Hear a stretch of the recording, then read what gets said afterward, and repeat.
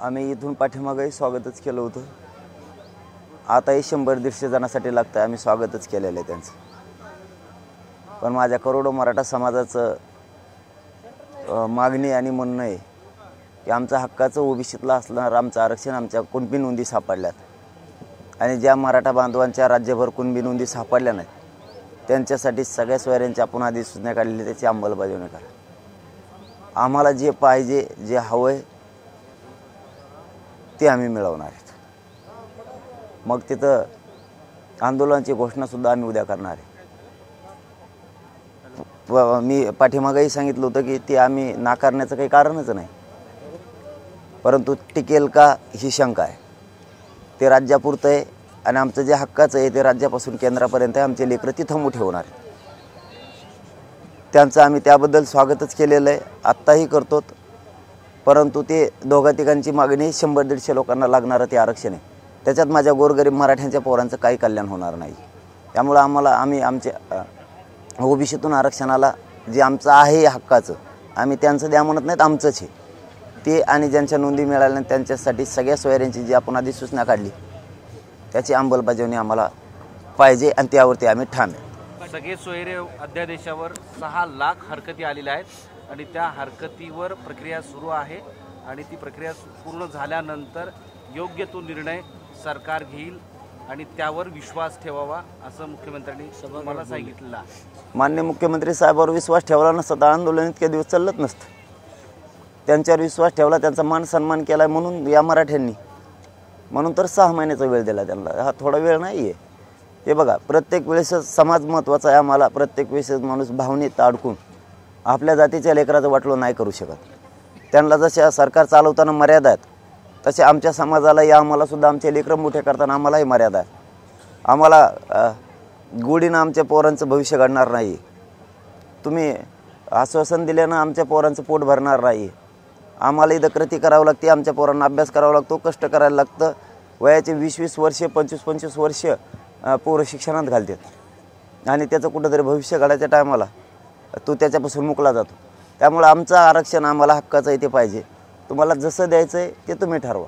तुम्हाला त्या हरकती काय करायच्यात नाही करायच्यात त्याशी आमचा प्रश्न नाही, तो सरकारचा प्रश्न. कॅबिनेटला काय अधिकार आहेत काय नाहीत हे आम्हालाही माहिती आहे आणि त्यांनासुद्धा माहिती. त्याच्यामुळं हरकतीच्या बद्दलचं उगाच पुढं विषय करून एवढ्या मोठ्या समाजाचा अपमान करायचा आणि कष्टकऱ्यांच्या लेकरं त्याच्या हक्कापासून वंचित ठेवायचे हे पण सरकारचं योग्य नाही. मी सरकारबद्दल बोलतो. मी तर पाठीमागे सांगितलं होतं शिंदे साहेबांवरती विश्वास आहे, तेच आरक्षण देऊ शकते. आमचं आजही तेच म्हणणं आहे. आणखीनही तुम्ही हातून वेळ गेले नाही, सगळ्या सोयऱ्यांची तुम्ही अंमलबजावणी करा. तुमच्यावर संयम ठेवावा असंही त्यांनी सांगितलंय. तुम्ही संयम ठेवावा थोडं, कारण वेळ दिला पाहिजे हरकती सगळं करून आणि विश्वास ठेवा की आम्ही आतापर्यंत जे केलंय तो पूर्ण केलेला आहे आणि आताही पुढच्या काळात ते करणार. कधी संयम ठेवला नाही आणि कधी वेळ दिला नाही. वेळ दिला, संयम ठेवलाय म्हणून तर माझ्या समाजाला मिळालंय. आम्ही संयमीच आहेत, परंतु आम्हाला सगळ्या सोयऱ्यांची अंमलबजावणी पाहिजे म्हणजे पाहिजे. ही काय हट्टीपणा नाही आहे. आमचा कायद्याचा अधिकार आहे, तो लोकशाहीत आम्हाला तो अधिकार आहे. आमचा अधिकार मागतोय आम्ही. तुम्ही अधिसूचना काढली त्याची अंमलबजावणी आम्ही मागतोय. पाटील साहेब, शिंदे असं म्हणाले की जी अधिसूचना काढलेली आहे त्याची प्रक्रिया जी पूर्ण करायला वेळ लागतो. घाई गडबडीत कुठली गोष्ट करता येणार नाही, कारण ती केली तर मग पुढे अडचणी निर्माण होतील. त्यामुळे आम्ही संपूर्ण विचार करूनच त्याच्याबद्दलचा निर्णय. घाई गडबड नाहीच आहे ना. 15 दिवसाची जी कायदेशीर प्रक्रिया ती घेतली आणि हरकतीसाठी तुमच्याकडे यंत्रणा आहे. तुमची छाननी सुरू आहेत, आणखी मनुष्यबळ वाढवा. आज एका रात्रीत होऊन जाईल, त्याची आवश्यकता नाही ना. माझं सरळ म्हणणं आहे की आम्ही संयमित आंदोलन शांततेत होणार आहेत. आंदोलनाची उद्या दिशा ठरणार आहे. महाराष्ट्रातल्या मराठा बांधवांना विनंती आहे, उद्या अंतरवालीत बैठक 12 वाजता दुपारी. ज्यांना शक्य आहे त्यांनी यावं बैठकीला. शक्यतो सगळ्यांनीच यावं, कारण ही निर्णायक बैठक होणार आहे आणि आपल्याला निर्णय घेतल्याशिवाय पर्याय नाही. आपल्या पोरांना जर न्याय द्यायचा असला तर आपल्याला लढावंच लागणार आहे. त्याशिवाय गत्यंतर नाही आहे. ते आम्ही आता उद्याच्याला आंदोलनाची आमची दिशा ठरवू. मुख्यमंत्र्यांनी ज्याप्रमाणे सांगितलेलं आहे की संयम ठेवावा, आंदोलनकर्त्यांनीही याचा विचार करावा, सरकार सकारात्मक आहे. तर या सगळ्या गोष्टींवर तुम्ही काही वेळ द्यायला तयार आहेत का? चर्चा करून काहीतरी चर्चेतून मार्ग काढण्यासाठी तुमची तयारी आहे? नाही, आमची तयारी नाही आहे. तयारी होती ना. माननीय शिंदे साहेबांवरती इतका विश्वास आम्ही ठेवलेला, इथून पाठीमागं पण आणि इथून पुढेही ठेवण्याला काय हरकत नाही आहे. परंतु आम्ही त्यांच्याकडे सरकार म्हणून बघतोय. त्यांची आणि सरकारची आमची काय वैयक्तिक काही दुश्मनी नाही आहे, परंतु देणारे तुम्ही आहेत आणि आम्हाला आता वेळ नाही. आम्ही वेळ दिला हा खूप झाला. आमच्या लेकराच्या भविष्याचा प्रश्न, उद्या ॲडमिशन सुरू होणार आहेत, उद्या भरत्या सुरू होणार आहे. आमच्या लेकराच्या भविष्याचंही बघायला लागेल. तुमच्या भविष्याचं तुम्ही बघितलं, आरक्षण देऊन तुम्हाला पुन्हा पुन्हा निवडून यायचं. ते टिकल का नाही, निवडणूक आहे तोपर्यंत टिकल, त्याच्यानंतर उडालं की बसा म्हणा आमच्या पोरांना फाशी घेत. त्यापेक्षा याच्यावर मुख्यमंत्री असं म्हणालेत की सुप्रीम कोर्टानं ज्या त्रुटी दाखवलेल्या होत्या यापूर्वी, त्या सगळ्या त्रुटीच्या बेसवर अभ्यास करून हे सगळं पुढचं काम केलेलं आहे. वेगवेगळे समित्या, आयोग नेमून ज्या काही त्रुटी आहेत त्या दूर करण्याचा प्रयत्न केलेला आहे आणि त्यामुळे हे कायमस्वरूपी कायद्याच्या चौकटीत टिकेल. 22 राज्यात आणि विशेष म्हणजे 50% वरची अट आपण सातत्यानं बोलतो. इंदिरा साहनीचा खटल्याचा संदर्भ येतो, पण 22 राज्यामध्ये असं आहे की ते 50% पुढं आहे. त्यामुळे हे टिकणारच असा दावा या सगळ्या मुद्द्यावर मुख्यमंत्र्यांनी केला. आम्हाला त्याला फड्यात पडायचंच नाही. ते टिकल का नाही ते सरकारचं धोरण सरकार बघ. आता आम्हाला आमच्या पोरांचं वाटोळं करायचं नाही ना, आम्हाला बेसावत पण राहायचं. आम्हाला सगळ्या सोयऱ्यांची अंमलबजावणी पाहिजे. त्याच्यासाठी उद्या 12 वाजता बैठक आहे. आम्ही आमच्या पुढच्या आंदोलनाची दिशा ठरवणार आहेत, शांततेत होणार आहे. ते त्यांच्या शब्दापासून हटत नाहीत तर आम्ही सुद्धा आमच्या आंदोलनापासून हटत नाहीत. कारण त्यांनी अंमलबजावणी करणं गरजेचं होतं. आपण आजपासून सरकारच्या सलाईन फॅलाईन सगळ्या बंद केल्या. ही तुमची सलाईन लगेच काढून घ्या. आम्ही उद्या त्याला ठरवणार आहेत तुमच्या, कारण आम्ही आमच्या लेकरांसाठी आम्हाला काय मोठं नाही. पाटील साहेब, आतापर्यंत आपण जर पाहिलं तर 6 महिन्यांचा वेळ झालाय, तुम्ही सातत्याने सांगताय. आता पुन्हा सरकार म्हणतंय की हरकतींचा अभ्यास करावा लागेल. निवडणुका होईपर्यंत सरकार वेळ काढूपणा करताय असं वाटतंय का तुम्हाला? निवडणुकांसाठी सातत्याने वेळ वाढवून मागितला जातोय का? तोपर्यंत मराठा समाजा संदर्भात निर्णय दिला जात नाहीये का? सगळ्या सोयऱ्यांच्या बाबत मुख्यमंत्री साहेबाला कोणतरी काम करून देत नाही. म्हणजे मुख्यमंत्री साहेबांना करायचंय परंतु कोणीतरी करू देत नाही असं तुमचं? 100%. त्यामुळे आम्हाला आमच्या सगळ्या सोयऱ्यांची व्याख्या आणि आमच्या व्याख्यासह आम्हाला ओबीसीतलं टिकणारं आरक्षण पाहिजे. त्याशिवाय आपण आंदोलनापासून हटत नाही आणि इथून पुढे हटणार नाही. माझा मायबाप मराठा समाजाला दिलेला शब्द पाळणार. वेळेप्रसंगी जीव गेला तरी चालेल, पण आपण हटू शकत नाही. बरं, कोण करू देत नाहीये मग तुम्हाला? मागे बी तुम्ही एकदा असं म्हटलं होतं, जो वेळ लागतोय किंवा त्यांची स्वतःची व्यक्तिगत इच्छा आहे. आता असं कोण आहेत ते झारीतले शुक्राचार्य जे मुख्यमंत्र्यांना? आता चट उद्यापासून आमच्या आंदोलनाची दिशा ठरली की सगळं उघड होणार आहे. आत्ता या क्षणाला मुख्यमंत्री बोलत होते. भुजबळ असं म्हणाले की मला आरक्षणाचा विरोध करायचा नाही, पण जरांगे मला धमक्या देतात. मुख्यमंत्री, उपमुख्यमंत्री यांना आईवरून शिव्या दिल्या. ही दादागिरी काय चालले? त्यांना अटक करणार आहे की नाही? SP अधिकाऱ्यांना ते भाडकाऊ म्हणतो. त्यांची दादागिरी बंद झाली पाहिजे असं भुजबळ म्हणतात. ते हेंगाड्याला का धमकी दिली? त्याला कोणी सांगितलं धमकी दिली म्हणून?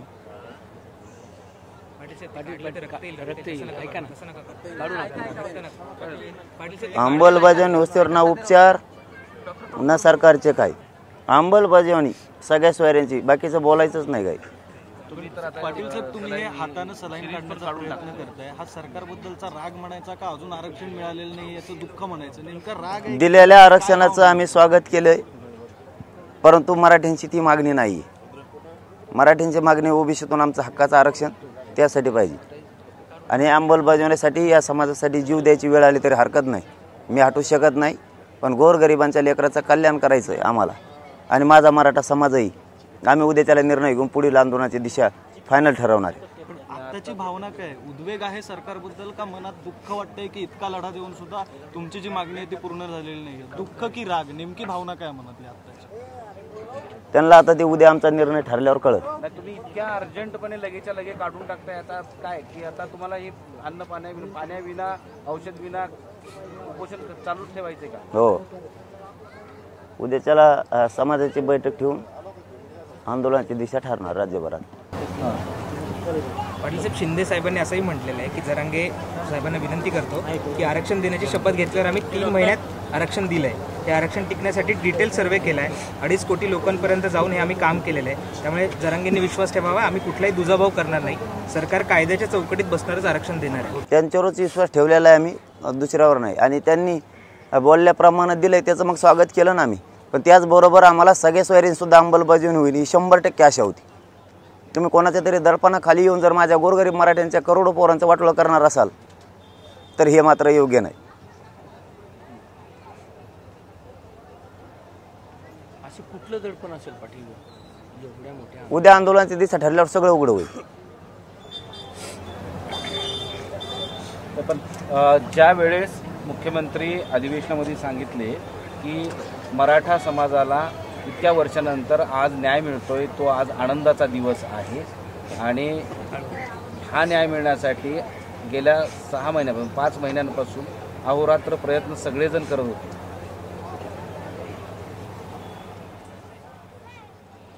ते आरक्षण जर टिकलं नाही तर पुन्हा पहिले पाडे वाचायला लागणार आहेत माझ्या मराठ्यांच्या पोराला. तुम्हाला असं वाटत नाही का की दिलेला शब्द मुख्यमंत्री पाळत आहेत, ते टाळत नाहीत? पुढच्या काळात सुद्धा जर संयमानं तुम्ही घेतलं, चर्चा व्यवस्थित झाली तर याला सगळे सोयरीबद्दल सुद्धा मार्ग निघू शकतो, त्यावर तुम्हाला न्याय मिळू शकतो असा विश्वास वाटत का? सभागृहात स्पष्ट केलंच की त्यांनी, आणि ते सभागृहात सगळे सांगितले आहे. नाही, आता त्यांनी काय सांगावं आणि काय करावं तो त्यांचा प्रश्न आहे. परंतु त्यांच्यावरती विश्वास ठेवून समाजानं 6 महिने वेळ दिलेला, थोडा नाही.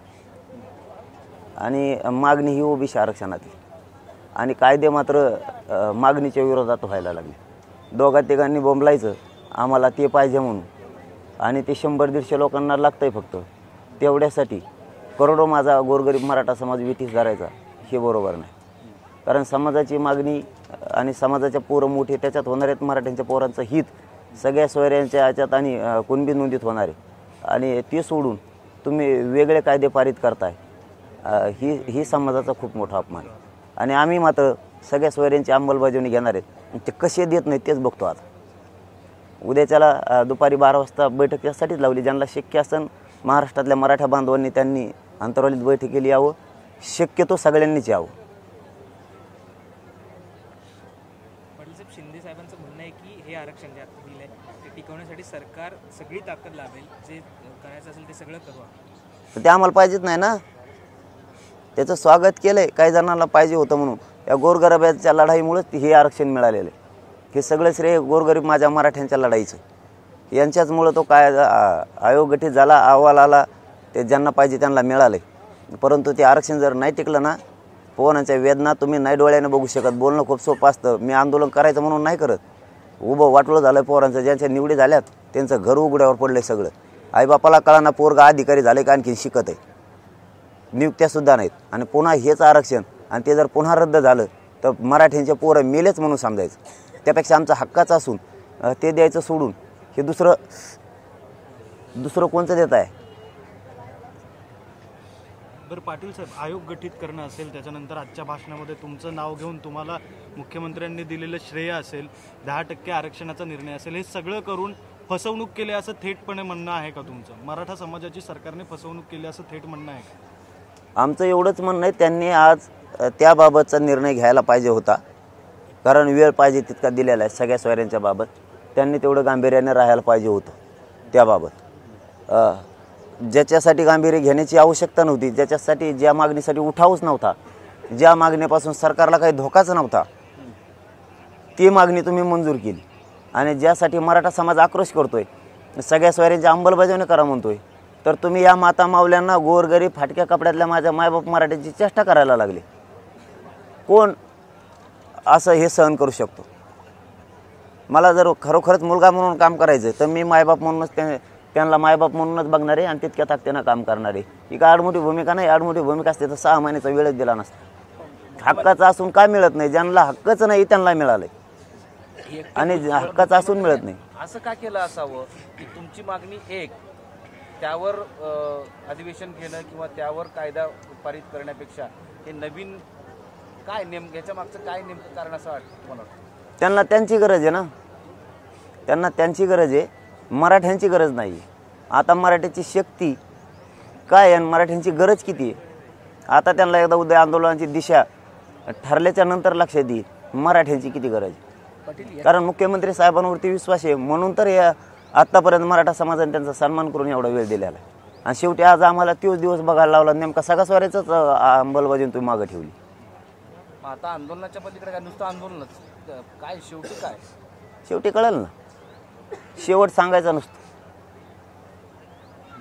भविष्यात होणाऱ्या निवडणुका डोळ्यासमोर घेऊन हे आरक्षण दिले आहे असं काही राजकीय विरोधी पक्षाच्या लोकांचं म्हणणं आहे. नाही सगळं दिसताना दिसतं विरोधीचं आणि त्याचं, मला काय राजकारण करत नाही. त्यात विरोधी पक्ष आहे, सत्ताधारी, माझा मायबाप समाजच सगळे उघडच दिसताना दिसतंय. मागणी एक केलं एक, आम्ही ते करायला विरोधच नाही आमचा. आम्ही त्यांचं स्वागत केलं, आता तिसऱ्यांदा म्हणतोय, मनापासून स्वागत केलं. पण त्याचबरोबर जी करोडो मराठ्यांची मागणी 100-150ची मागणी होती, तिघाची होती, 100-150 लोक घेणार आहेत तेवढ्यांची मागणी होती. म्हणलं त्यांच्याबरोबर अगोदर या सगळ्या सोयऱ्यांच्या करोडोच्या संख्येनं जे मराठा समाज रस्त्यावर उतरला यांच्या मागणीला प्राधान्य दिलं जाईल. तर हिला बाजूला ठेवता आणि ते करता, इतका मुख्यमंत्र्याचा दबाव नेमका कोणाचा आहे, कोणाचा आहे त्यांच्यावरती कोणाचं आहे तुम्हाला काय वाटतं? कळलं ना. आता उद्या आंदोलन एकदा डिक्लेअर झालं की आपोआप सगळेच उघडे पडते. एकट्या भुजबळांच्या दबावाने एवढं होणं शक्य आहे का? एकट्या भुजबळांच्या दबाव त्याला तर गिने त्याचं तर काढूच नका. गेले मराठा आरक्षणात तू बस म्हणा बोंबला तिकडंच. त्याचा एकट्याचा दबाव आहे का मुख्यमंत्री? गरज असू शकते त्याची जास्त, कारण त्याला मध्ये जेलला लोक न्यायची माहिती आहे, त्याच्यामुळे त्याची गरज जास्त असत. जे समाजाला राजगादीवर बसवतो त्यांची गरज नसेल सरकारला. तुम्ही ज्या सकाळी अपेक्षा आमदारांकडून व्यक्त केल्या होत्या, अन्यथा मराठा समाजाचे तुम्ही विरोधक असाल असं तुम्ही म्हणाले, आता काय त्यावर तुमचं? कोण कोण बोललं जरा उघड होईल ना संध्याकाळपर्यंत. कोण बोललं नाही कोण नाही आणखीन सुरूच वाटतं ती, त्यावेळेस उघड होईल ना. न बोलणारे सगळे नाही, जो नाही बोललेला तो कोणत्या पक्षाचा असो तिकडे, तो मराठा विरोधीच. आमच्या लेकरासाठी उठला नाही तो मराठ्यांचा विरोधीच. या कायद्याबाबत एकमतानं सगळ्यांनी सहमती दर्शवलेली आहे या कायद्यावर. मग सगळ्या स्वाऱ्याबाबत काय त्याचे हात मोडत होते का? त्याबाबत जमत नव्हतं का? का तिथं पेन नव्हते त्यांचं सहाय्य करायला?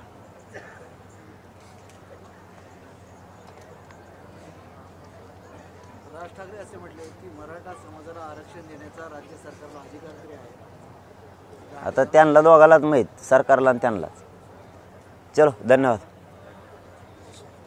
पण आता तुम्ही उपचार घेणारच नाही नाही, हा? उपचाराचा आणि सरकारच्या उपचाराचा आपला काय संबंध आहे? आमचा एक साधा प्रश्न असा आहे की सगळ्यांचा की ही घाई गडबड आतताईपणा आहे असं वाटत नाही का? सरकारला वाटत नाही का चेष्टा चालली, फसवणूक चालली म्हणून? आमचं वाटतंय, तुमचं नाही वाटत का तुम्हाला? तुम्ही जाणून बुजून लोकांना खालीमानं घालायला लावता एवढ्या मोठ्या समुदायाला. तुम्हाला वाटत नाही का ज्या जनतेनं आपल्या डोक्यावर गुलाल टाकला आणि राजगादीवर बसवलं, आपलं करिअर घडवलं, आपल्याजवळ काहीच नव्हतं 75 वर्षातल्या सगळ्या पक्षांना, त्यांना नाही वाटत का आपण अपमान करतो एवढ्या मोठ्या करोडो जनतेचा? ज्यांना बिचाऱ्यांना काही सायकली सुद्धा नाहीत, पायी आंदोलनात सहभागी होते, कपडे पांघरायला नाहीत, हातरायला नाहीत, असे आंदोलनात सहभागी होते. हे मायबाप नाहीत का त्यांचे? त्यांना नाही वाटत का आपण त्यांचा आताताईपणा करून अपमान करतोय म्हणून? आमचा दिसतोय तुम्हाला, तेव्हा नाही दिसत का तुम्हाला? पाटील साहेब, तुमची बाजू ती खरी, सत्ता आम्हीच तुमच्या हातात दिली या जनतेनं म्हणून तुमची बाजू खरी, कायदा तुमच्या हातात आला म्हणून तुमची बाजू खरी आणि आमची बाजू खोटी जनतेची. वा राज्य चालवता तुम्ही आणि कायद्याचे नियम आम्हाला शिकवणार. आमच्याच लोकांनी मार खाऊन आमच्यावरच गुन्हे दाखल केले. हे तुमचं सरकार. हैदराबादचं गॅजेट घ्या, 2 मिनिटं लागतात घ्यायला फक्त समितीला, त्याला 3 महिने उलटून गेल्यात, आणखी घेऊ शकला नाहीत. समितीची मुदत वाढ द्यायला एक कक्षा अधिकाऱ्याने सही केली तरी मुदत वाढते, तिला वाढायला तुम्हाला इतके दिवस लागले. तुम्ही काय आम्हाला पागल समजता का? चलो धन्यवाद.